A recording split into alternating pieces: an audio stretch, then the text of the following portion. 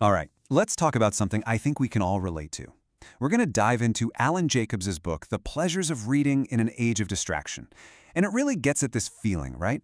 In a world that's just buzzing with notifications and distractions, how do we get back to that simple, amazing joy of just reading a book? Well, this explainer is all about helping us rediscover that. Okay, but let's be real for a second. Does reading ever feel like a chore? You know what I mean. You pick up a book, not because you're excited, but because you feel like you should. It's just another thing on your to-do list. Kind of like eat more kale or finally use that gym membership. If you've ever felt that way, trust me, you are definitely not alone. And that feeling, that's what lands us right in what you could call the reading rut. It's this place where the shoulds completely take over. The list of books we feel obligated to read just gets longer and longer, and it starts to push out the books we'd actually, enjoy reading. This quote just hits the nail on the head. Alan Jacobs tells this story about his own teenage son, who had to read this classic guide on, you guessed it, how to read a book. But the thing was so rigid, so full of rules and regulations, that it just sucked all the fun out of it. It completely destroyed his desire to read. It turned reading from a pleasure into a performance. And this really lays out the two different ways we approach reading, doesn't it? It's like there's a battle going on in our heads. On one side, you've got dutiful reading. That's all about obligation, self-improvement, checking books off the list. But on the other side, you have reading for pleasure, which is all about joy, whim, and pure delight. And Jacob's whole point is that we've let that first one, the dutiful one, call the shots for way too long. So, as if that internal pressure wasn't enough, we've got the whole modern world to deal with, right? The writer Nicholas Carr just perfectly captures this feeling that the internet has literally rewired our brains. You know that feeling of getting lost in a book for hours? It almost feels impossible now. Our brains are so trained for quick hits of information that when we sit down with a book, they just get antsy. They start looking for the next tab to open. So what do we do? How do we fight back against all this? Well, Alan Jacobs offers us something really powerful. I like to think of it as a permission slip. It's our official license to take back our reading lives and just read freely again. And the core idea is actually super simple, but it's also kind of radical. It's this: read at whim. Jacobs got this from the poet Randall Jarrell, and it's a total game changer. It's not about finishing your list or impressing anyone. It's about picking up a book for no other reason than you just want to, because you love it, because you're curious. What this is really asking us to do is to stop calculating everything. Stop trying to justify our reading choices. You don't need a good reason to read something. The fact that you're interested, that it brings you delight, that is the reason. It's about throwing out that mental spreadsheet where you're trying to measure the productivity of every single page. There's this fantastic story from the writer Walter Kern that shows this perfectly. See, for years, he was only reading to get good grades and impress his professors at Princeton. But then he graduated, felt totally lost, and one day he just picked up a book with absolutely no agenda. And boom, that's when it clicked. That's when his real education, his real love of reading, actually began. Okay, but here's where it gets really interesting, because Jacobs makes a really important distinction.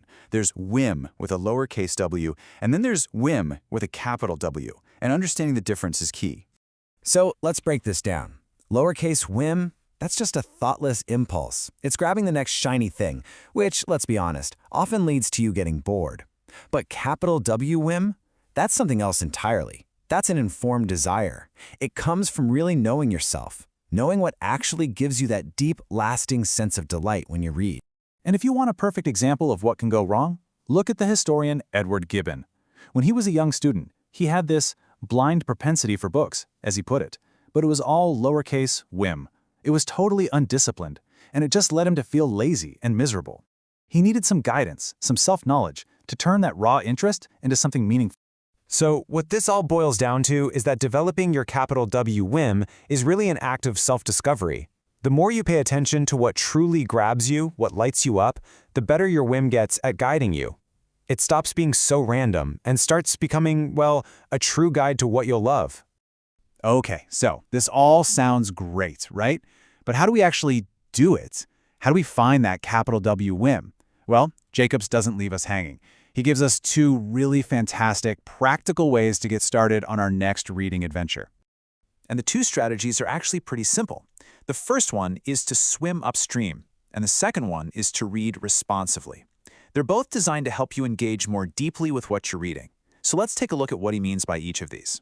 First up, swimming upstream. This is such a cool idea. Instead of just reading the latest book that's kind of like your favorite author, go back in time. Read the stuff that inspired them. So, if you love Tolkien, go read Beowulf or the Icelandic sagas that he was obsessed with. If you're a Jane Austen fan, check out the philosophers she was reading. You're basically getting closer to the source code of what you already love. All right, the second path is to read responsively. And this is all about turning reading from a one-way street into a two-way conversation. This quote from Machiavelli, of all people, just captures it so beautifully. He describes how he would enter his study and basically have conversations with the authors of old. He wasn't just reading their words, he was engaging with them, asking them questions, almost like they were in the room with them. So how do we do that? It's simple, really. Grab a pencil, underline things, argue with the author in the margins, write down your questions, your aha moments. When you do this, you're not just a passive reader anymore. You become an active participant. You're joining a conversation that spans centuries. And when you start to read this way, you realize something. Reading isn't just a hobby, and it's not just about self-improvement either. At its absolute deepest, reading can be a lifeline. To really understand this, Jacobs points to this incredibly moving part in Charles Dickens's novel David Copperfield. So David is this lonely, neglected little boy, and in this dreary house he stumbles upon a small shelf of his father's old books. And the characters in those books, they become his friends, his only friends.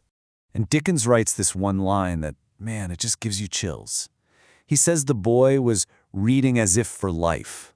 Think about that. For him, reading wasn't about pleasure or about duty, it was about survival. Those stories were the one thing that gave him hope, the one thing that kept the world from crushing him. And that, right there, is why this all matters so much. Reading at Whim, it's not some frivolous, lazy thing to do. It's about finding the stories that feed your soul, the ones that keep you company when you're lonely, the ones that keep hope alive. It's about finding what you truly need. So the only question I have for you is, what will your whim lead you to read next?